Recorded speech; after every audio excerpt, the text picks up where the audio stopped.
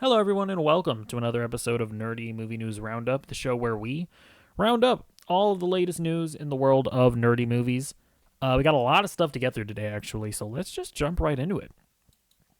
First up, we got a promo for Tales of the Teenage Mutant Ninja Turtles. So this is a Paramount Plus series that's actually connected to the last movie, TMNT Mutant Mayhem. It has a different art style though, but the art style is still very similar to or not similar, but it has the same vibe of the movie where it feels very much like a doodle in like a kid's notebook. It sort of has that same energy, and I have to say, I think this is probably the most successful transition from a film's art style into like the Nickelodeon TV series. Because normally when you have like a CGI animated movie, like Kung Fu Panda, and then they do like the Nickelodeon show, it feels lesser than oftentimes.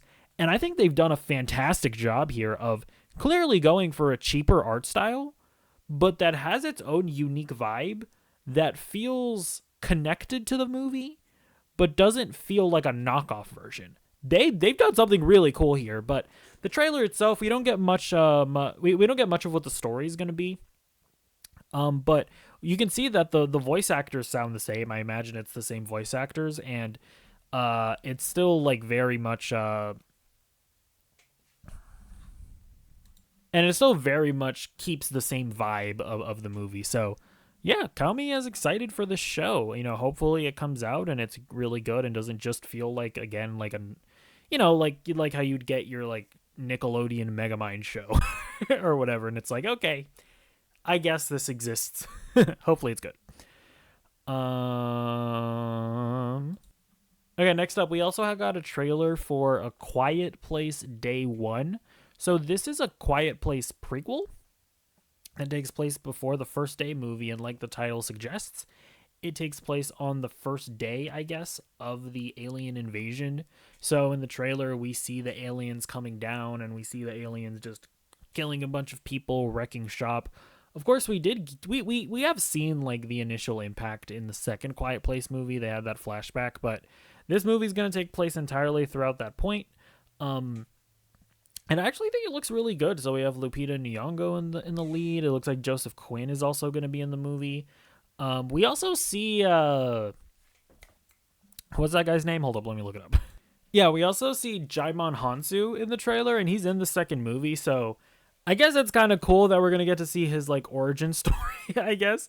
But yeah, I think it looks really cool. The aliens look as cool as ever. I really like these aliens. I think they're just so they do a really great job of just making them so menacing and seemingly unstoppable.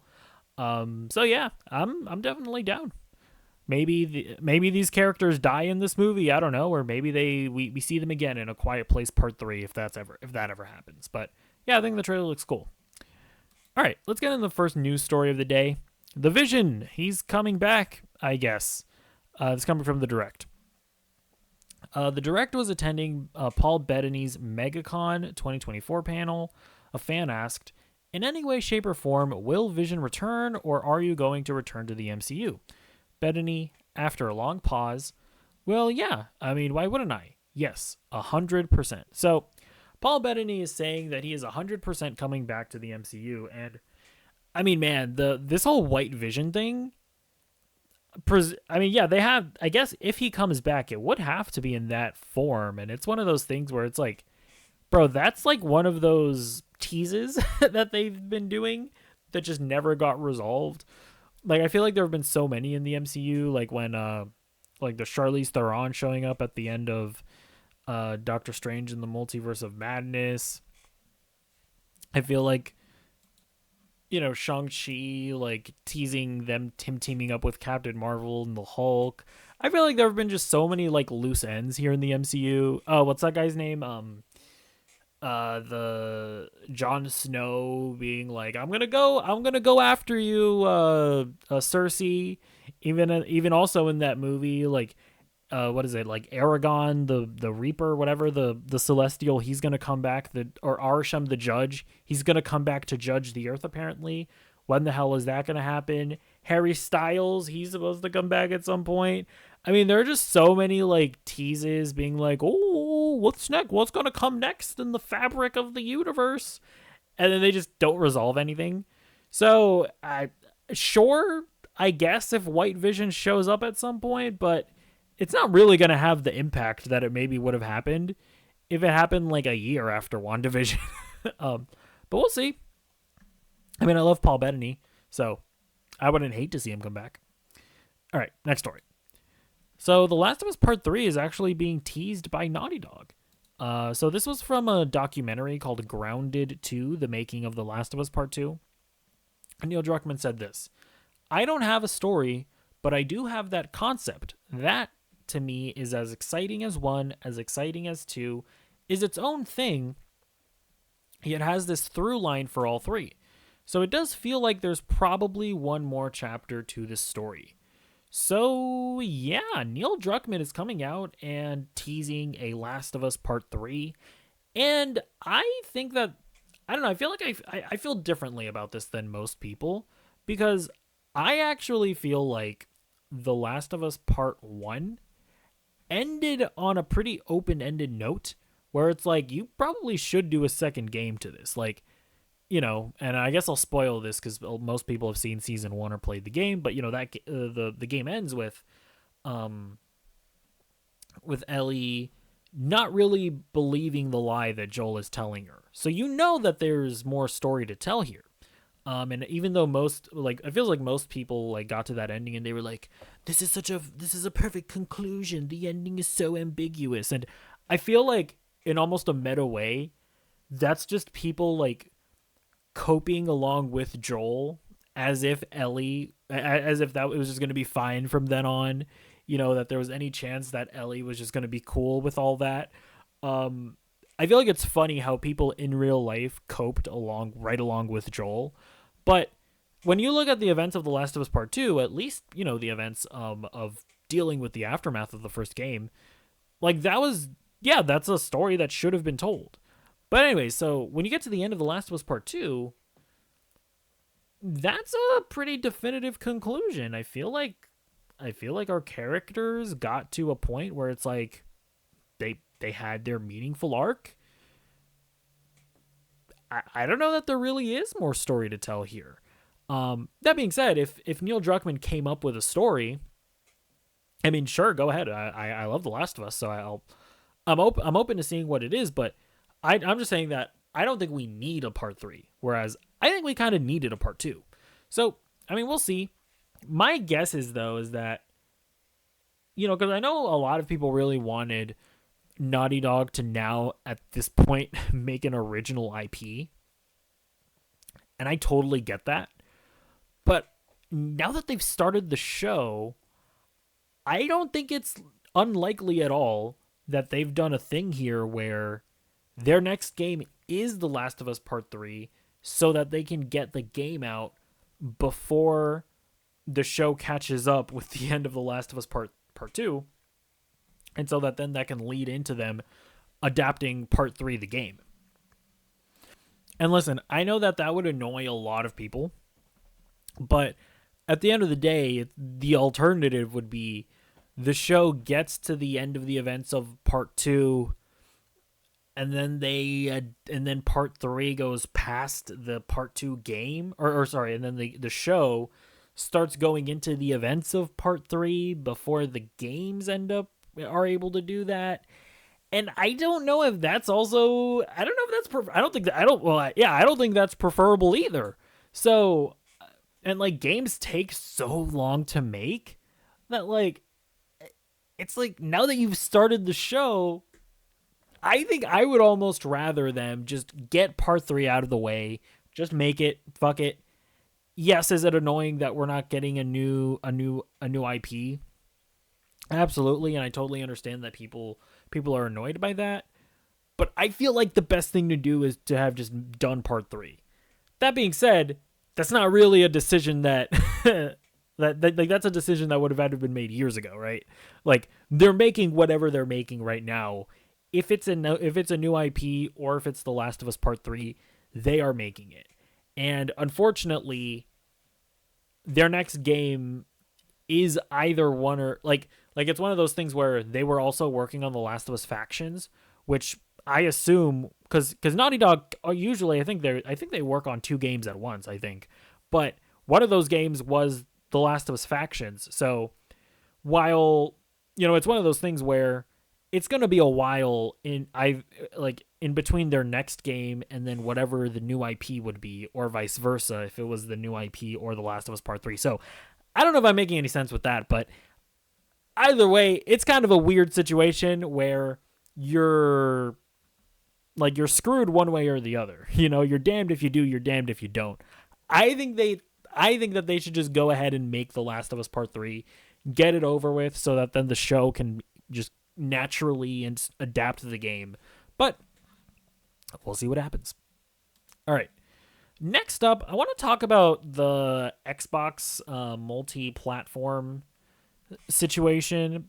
Now, this isn't a video game show, but Xbox does make, or they're making games that are related to this show, so like they're making the Indiana Jones game, they're also making a Blade game, and I think this is relevant. So Phil Spencer, the president or whatever of Xbox, he put out this tweet saying, "We're listening and we hear you. We've been planning a business update event for next week, where we look forward to sharing more details with you about our vision for the future of Xbox. Stay tuned."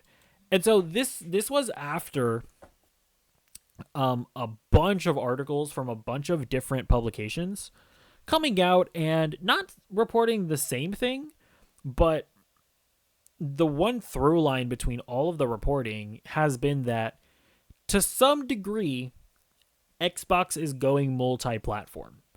Some amount of Xbox exclusives are going to come to PlayStation and Switch. And the the absolute meltdown from like diehard Xbox fanboys has been something. I mean, I've seen people like crying in their, like, grown ass men in their like 50s crying in their cars about how Microsoft betrayed us, pictures of Xboxes thrown in the garbage, showing with the receipts of their PS5s of like, you betrayed us, Phil Spencer. And it's like, listen, some of y'all are wildin'. Okay, this is unhealthy. Like, I'm not saying that I'm not obsessed with my things, right? Like I mean, granted, I'm doing this YouTube channel, but even still, like, I'm not even making money off of this shit yet. And it's like, and yeah, I definitely spend too much time thinking about Marvel and how can the MCU save themselves. So, like, I'm not saying that I'm not a loser as well, but you're never going to see me making a video talking about how Kevin Feige betrayed me. The meltdown that I've seen related to this Xbox thing is something unlike any fan base that I think I've ever seen. Like, it's like, well, it's like on the level of like the Snyder cultists. You know what I'm saying? But honestly, I feel like the writing has been on the wall for this. Like, Xbox has been losing hard to PlayStation. This is the second generation in a row that Xbox has just not posed a threat to PlayStation at all. And, if you're Microsoft, at some point, you're going to step in and you're going to be like, listen, we tried to do the console thing. It's not really working out. Where we want to start making more of a profit off of this. We want to start, like, yeah, put the games in more places. I just think that this makes sense. Now, I can also understand why, if you are an Xbox customer, why you would feel annoyed by this. I totally get it, because if you bought an Xbox console, like, you probably bought it because you were like, okay, you know what? I have to choose. I can only really afford one console. I have to choose between, the Xbox exclusives or the PlayStation exclusives. And, I really like Halo. I really like Gears of War. Xbox bought all of these studios. I'm sure we're going to be getting all of these games at some point. So I'm going to go with Xbox, right? And the PlayStation players, they have to do that same thing. They have to make their decision. Like, do I want Halo or do I want Horizon Zero Dawn? I'm going to pick Horizon, right? If you're an Xbox player, you made that choice. You foregoed being able to play Spider-Man. You foregoed being able to play Ghost of Tsushima, God of War, blah, blah, blah, blah. Now, with this decision, you might feel like a fucking moron because you could have just bought a PS5 and played God of War and Horizon, and now you're going to be able to play Starfield and Halo and Gears of War and all that. So I can understand being annoyed by that, but at the end of the day, it's like, listen, it's a business. Business decisions have to be made, and quite frankly, I think for Xbox and for Microsoft, this is just a smart decision. And it just should be noted that we still don't have all of the information yet. You know, next week they're going to have some business event, whatever the fuck that means, where Phil Spencer is hopefully going to go into some more detail, because I still think that as an Xbox player, I still think you're going to have an advantage over other platforms, because I still think that most games are probably going to come to Xbox first, right? They're probably going to come to Game Pass first. And then at some point later, those games, yes, they might be available on Switch and they might be available on PlayStation, but people on Switch and PlayStation are still going to have to pay like $70 for those games. And you're still going to be able to get them through Game Pass. So, like, it's one of those things where it's like, I almost feel like putting games on PlayStation and Switch is almost like just an advertisement for Game Pass. Because if you're a PlayStation fan, it's like, do I buy this for $70? Or, like, do I keep buying these games for $70? Or do I just say, screw it, get an Xbox Series S and just get a Game Pass subscription? Or do I just say, screw it, I'll just pay for the Game Pass subscription and stream it on my computer or on my phone? It's like, I feel like at all points here, I still feel like Game Pass is going to become the platform, and at no point will Game Pass not be like the obviously better way to play these games. Because if Blade comes out and it's like, yeah, I can buy the $70 copy on my PlayStation, or I can just pay like $15 and stream it on my PC. It's like at some point, like Game Pass is still like a really good deal. So I get it. I get the disappointment. I don't get the parasocial relationships going on. And I still think that as an Xbox player, you can still feel good about having like still a really good deal with Game Pass. I don't think any of that is going to change.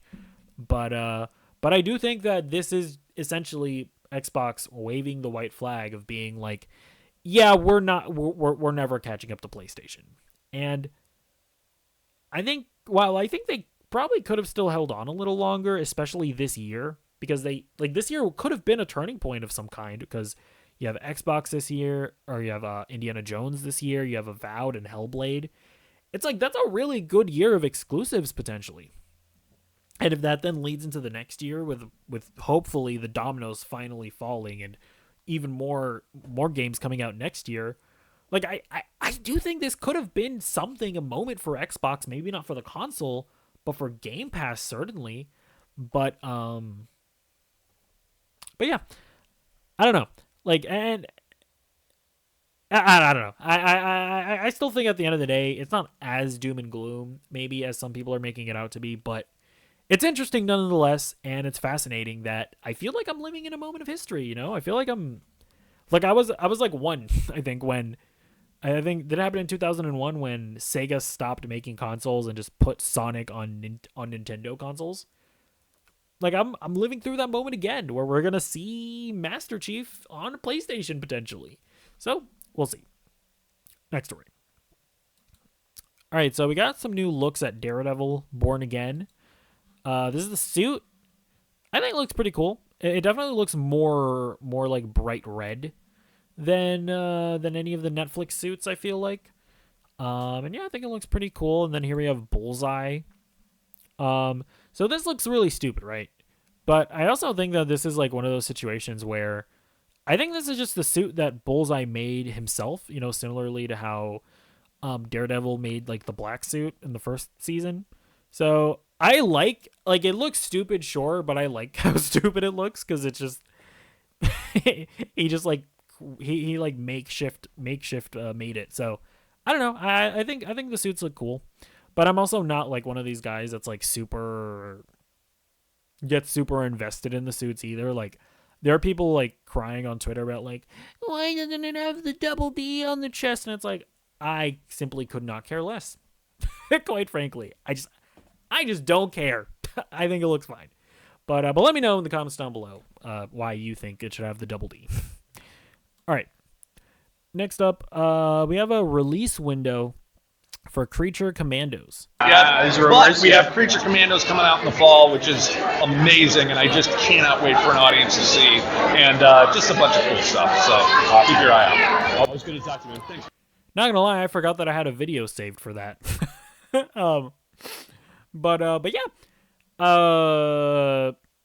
it's gonna be coming out later in the year, of course, which I think was expected because I mean we at this point we haven't even seen a trailer for it, so the more time we don't see something, the later it has to be.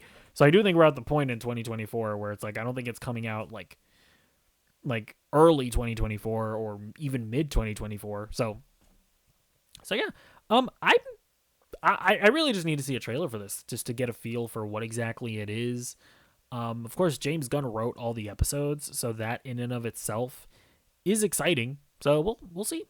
Hopefully it is a really good start to the DCU because that's the other thing. It's like they kind of don't like to acknowledge it, but this is technically the beginning of the DCU. It's not Superman Legacy. Superman Legacy is just like the first movie in the DCU, and it's where it's like where they're like, we're fucking here, everybody, pay attention to us. But technically, this is coming out first, so we'll see. All right, so somehow Gina Carano returned. So Gina Carano is suing Disney with, believe it or not, the help of Elon Musk. Elon Musk is footing the bill. So this is all relating to when they fired her off of The Mandalorian because she was tweeting a bunch of controversial things. And at one point, I remember she like compared herself to a Jew in the Holocaust because she was saying that like people are trying to cancel me for my political positions. And this is like the Jews during the Holocaust because the government tried to make the Jews bad as well. It's like, it was the most like out of pocket, like, what in the actual fuck are you talking about, Gina moments.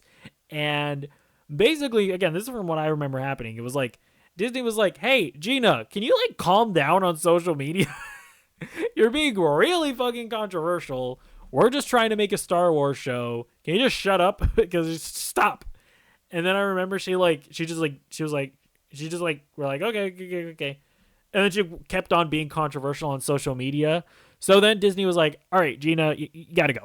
Like, we're not dealing with you. And it's one of those things where it's like, do I personally care about what she says on social media? Not really. Like, I personally don't care.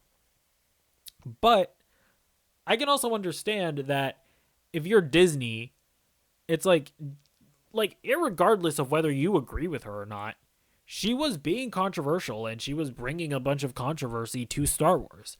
And while, don't get me wrong, I don't deny that a lot of companies these days and a lot of entertainment companies these days have a left-leaning bias. I feel like that's undeniable.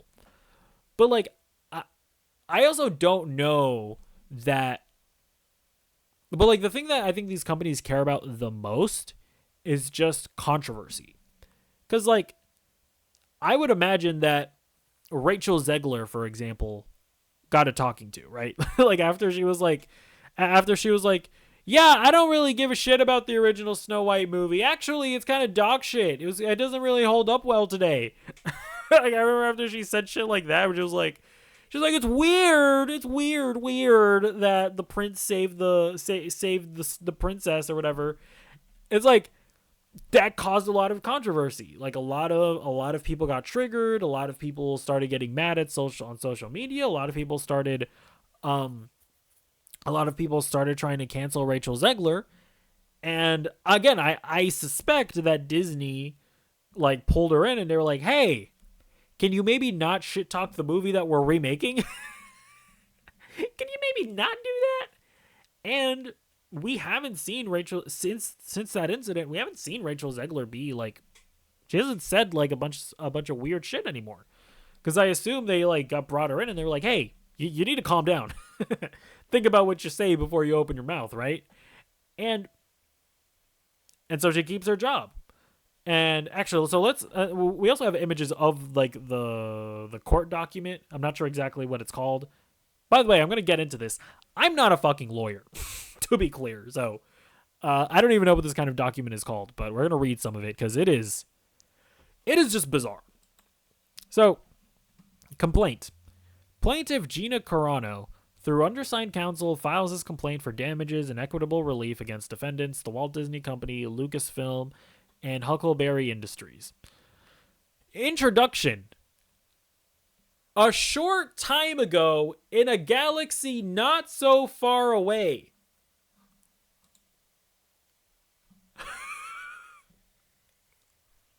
Again, I'm not a lawyer. I've never sued anybody. I've never been sued. Is it, like, normal? For, like, official court documents to have like lawyers practicing their prose in there? Or is this not insane? I'll continue reading. Defendants made it clear that the only one orthodoxy in thought, speech, or action was acceptable in their empire, and that those who dared to question or failed to fully comply would not be tolerated. And so it was with Carano. After 2 highly acclaimed seasons on The Mandalorian as Rebel Ranger Cara Dune, Carano was terminated from her role as Swiftly, as her character's peaceful home planet of Alderaan had been destroyed by the Death Star in an earlier Star Wars film. And all this because she dared voice her own opinions on social media platforms and elsewhere, and stood up to the online bully mob who demanded her compliance with their extreme progressive ideology. Motherfuckers bringing up Alderaan in a court document. Again, I'm not a lawyer, so I want somebody to educate me. Is this normal? Or is this, like, insane? I don't know. Okay, let's keep on reading. Defendants' wrath over their employees' social media posts also differed depending on sex. Even though the force is female, defendants chose to target a woman while looking the other way when it came to men. While Carano was fired, defendants took no action against male actors who took equally or more vigorous and controversial positions on social media. But the rule of law still reigns over the defendant's empire, and Carano has returned to demand that they be held accountable for their bullying, discriminatory, and retaliatory actions that inflicted not only substantial emotional harm, but millions of dollars in lost income. So, I just don't, is it normal? Is this normal? Is this normal for somebody to be like, for like in a court document, for a lawyer to be like, and my defendant, he got assaulted by this man who came at him like a bully, like Eddie Brock in the Tobey Maguire Spider-Man film who assaulted him. Is that normal or is that insane? Again, I'm not a lawyer. Maybe it is. But this just seems crazy to me. So anyways, they bring up like hypocrisies or whatever. And so one of the other interesting parts about this, because by the way, this is like a 59-page document. I didn't read it all. I'm going to be honest with you. But another thing I want to bring up is that Gina Carano throws Pedro Pascal under the bus, which is really funny. So this is like an Instagram post where it says, on August 16th, 2017, Pascal made the following post comparing President Donald Trump to Hitler. Which, I'm not even going to lie, I think I'm trying to read his post there. It's really blurry, but it says like hashtag our president or whatever. So yeah, I guess he's calling the president a Nazi or Hitler or whatever. And then she also, this is also in the court document where Pedro Pascal said, hashtag this is America, where they're comparing like concentration camps to like the Mexican kids that are in cages at the border. And so here's the thing, right? Well, the first one where he's comparing Donald Trump to Hitler, there wasn't a big media storm because of that post. Unless I'm just forgetting it. But there wasn't a big media storm for that post. But one thing that I do remember is that for this one, I remember there was a big media storm for this post. I remember this did go viral, and there was a lot of controversy about that. You want to know what happened after that? Pedro Pascal stopped being as controversial on social media.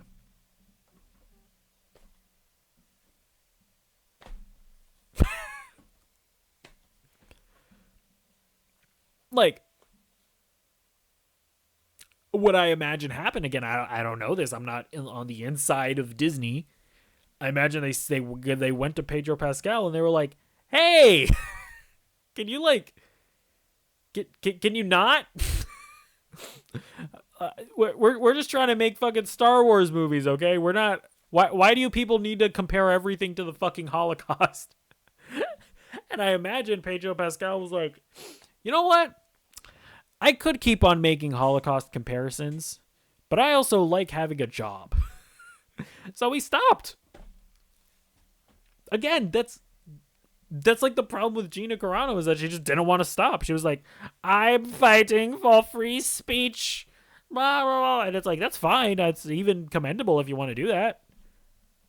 But Disney doesn't have to fucking keep working with you. I'm sorry. And so that's the other thing. Again, I'm not a lawyer. I'm an idiot. Never sued anybody. Never been sued. I don't know how the law works. Like, this is something that just happens always, and that's always happened in the entertainment industry, where it's like, oh, somebody's being controversial. We're not working with you anymore. So just going by what I've seen in the past, it's like, again, you can think it's shitty. You can agree with all of Gina Carano's opinions. You can think that Disney is an evil, immoral company. I don't care. All I'm saying is that I don't think that they're like legally in the wrong here. Like I don't think so. Especially like, because she's not just asking to be like reimbursed. She's asking to be recast in the show, which is like, can a court like force Disney to use Cara Dune in The Mandalorian? Especially considering that like we don't even know that The Mandalorian is even going to continue, because they're making The Mandalorian and Grogu movie. So it's like that show's probably that show very well might not even continue. So I don't know what she's trying to do here. I don't know if there's even any legal precedent that would even allow her to do anything here. So yeah, I don't know. It is also funny that like Elon Musk, he's kind of like the ultimate simp, because it also came out that that when the whole Johnny Depp and Amber Heard thing was going down, Elon Musk threatened to sue Warner Brothers if they took Amber Heard out of Aquaman and the Lost Kingdom, which is hilarious. And now he's like funding Gina Carano's lawsuit against Disney. Like, listen, My guy,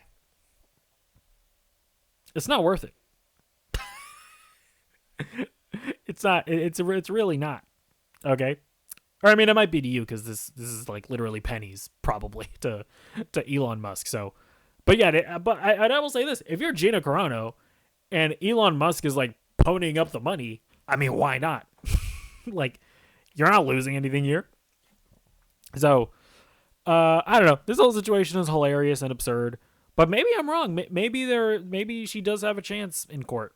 Let me know why in the comments down below. All right, next up we have a much more serious story, actually. So let's turn down the temperature here.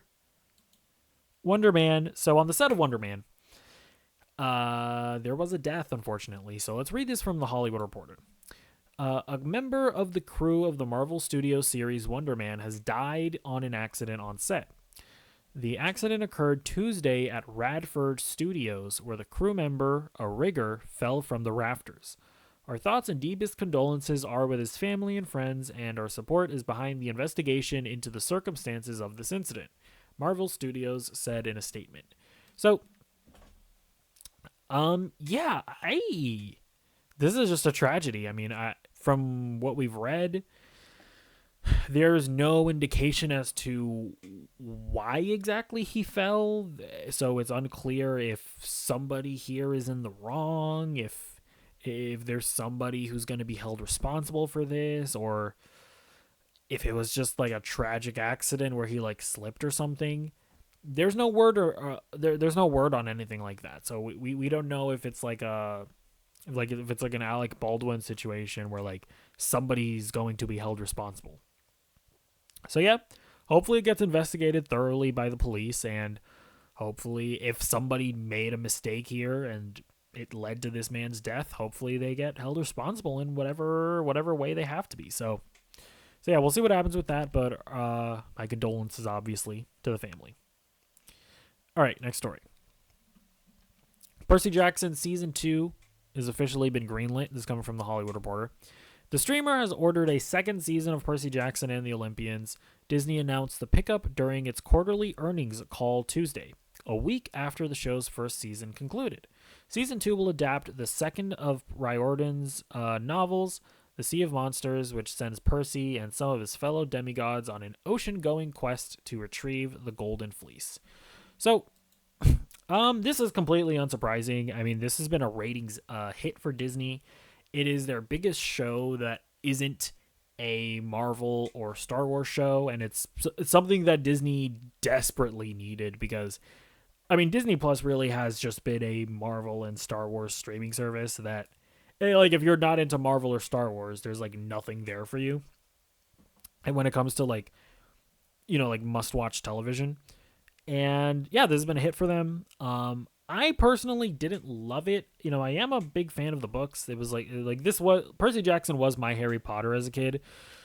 So I really want like a great Percy Jackson adaptation, but unfortunately I just don't think this is it. And to me it kind of shows that like it's great that Rick Riordan is involved, but Rick Riordan isn't a filmmaker, and he's like it's great that he's involved, but you still need like strong performances, and you need a strong script, and you need strong direction. And I just think overall the show lacked the sauce that I wanted it to have. But at the end of the day, I didn't hate it, and I definitely think that it could be improved upon in a second season. So yeah, I'll remain I'll remain cautiously optimistic, I guess, that it gets better, but I'm also in the minority on that as well, because a lot of people loved it, like critics and audiences. So I'm just an idiot at the end of the day, but not necessarily because of this take, for a bunch of other reasons. But we'll move on to the next story. So Disney has just invested a bunch of money into Epic Games, the creators of Fortnite. This is coming from Video Games Chronicle. Disney is investing $1.5 billion in Epic Games and building a new universe connected to Fortnite. In addition to being a world-class games experience and interoperating within Fortnite, the new persistent universe will offer a multitude of opportunities for consumers to play, watch, shop, and engage with content, characters, and stories from Disney, Pixar, Marvel, Star Wars, Avatar, and more. Disney said. So yeah, they're calling this a world-class games experience, and then they're also saying that we're going to be able to like buy things and watch content. I don't really know what exactly this means. Like, is this just going to be a bunch of game modes within Fortnite? Is this going to be a separate like game that you download aside from Fortnite? I don't know, but I mean, $1.5 billion is a lot. And I think with the purchase, they now own like 2 or 3% of the company.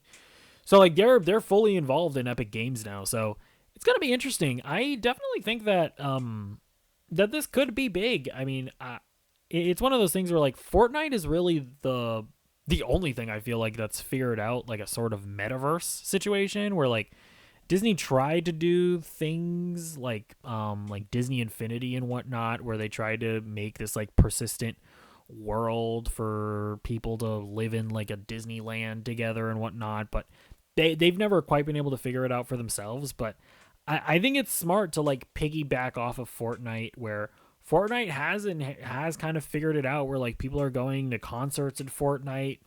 Fortnite has launched like games within itself, like Lego Fortnite. They have like the rocket racing thing. I think there's like a rhythm game within Fortnite, and you know, they obviously have their battle royale that's still super popular. It's like they've kind of figured out the metaverse in a way, at least in a video game sense. So I think that having Disney branded experiences within Fortnite, I think would be smart. I honestly think that it would probably be unwise for them to make like a separate game. I think it should just be within Fortnite.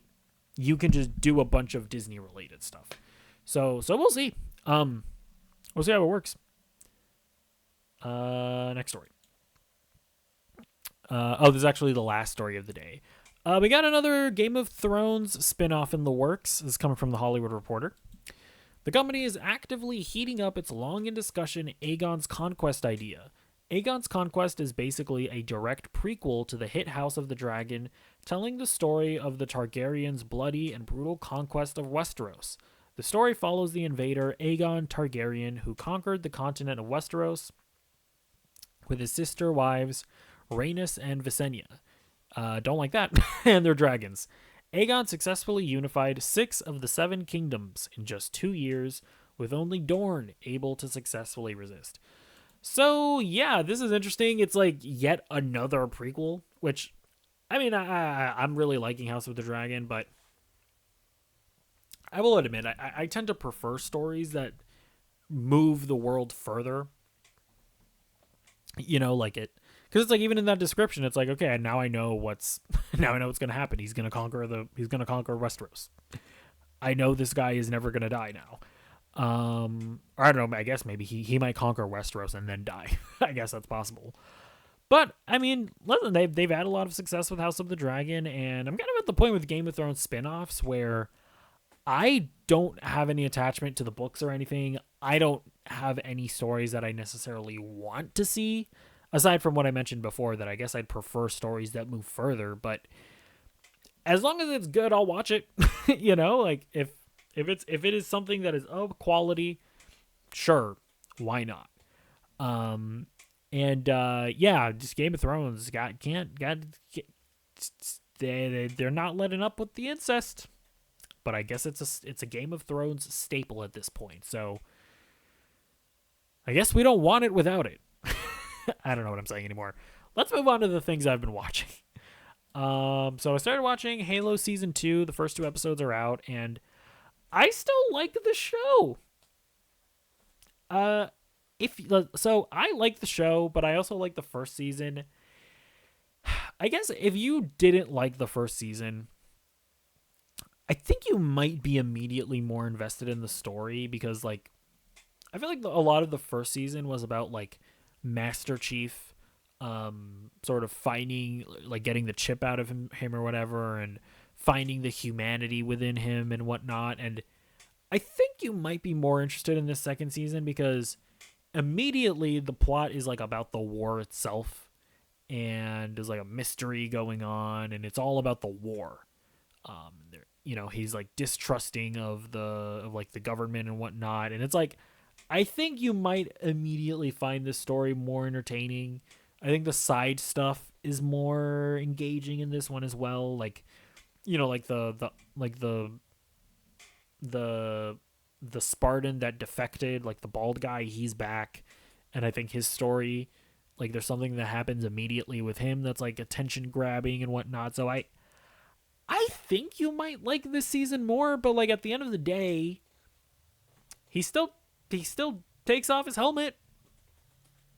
So like if you're somebody that's like, Master Chief not supposed to take off his helmet, it's like, that's, yeah, he takes off his helmet. I don't know what to tell you. If you're like somebody that's like, Master Chief's not supposed to have sex, he's supposed to be a virgin, I don't like Master Chief having sex. I guess there's no more sex scenes. I don't know.